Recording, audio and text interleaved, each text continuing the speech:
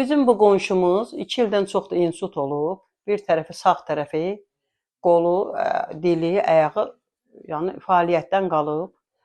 Onun yoldaşı elə bil ki, pensiyaya çıxdı, getdi bankdan pul götürdü. O qonşu bu qonşu atam bir dənə çörək gətirməklə, nə bilim bir qazan yemək gətirməklə bu nətər olar? Göyçay şəhəri Şirvanmes ərazisində yaşayan 1968-ci il təvəllüdlü İsrailova Sevil Nurəddin qızının ailəsindəyik. Xanım insult xəstəliyi keçirib. Həm danışa, həm də yeriyə bilmir. Xeyirxah insanlardan yardım istəyir müalicəsi üçün.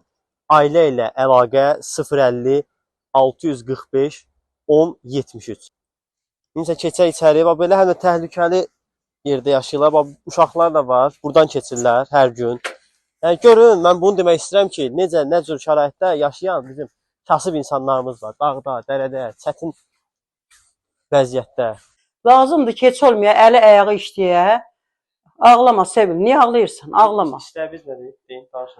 İstəyimiz budur ki, bu aidiyyatı qurumlardan, Göyçayın icra başçısından, bu hörmətli oğlanlarımızdan, Azərbaycan xalqımızdan, oğlanlarımızdan, qızlarımızdan, Azərbaycanda yaşayanlardan, uzaq yerdə yaşayanlardan xahiş edirəm, sizə qurban olun. Bu xəstəmizə, mənim bu qonşuma köməkli eləyin, bu da sağalsın, dursun ayağa. Pulu yoxdur, çörək pulu tapır, iynə dərman pulu tapır.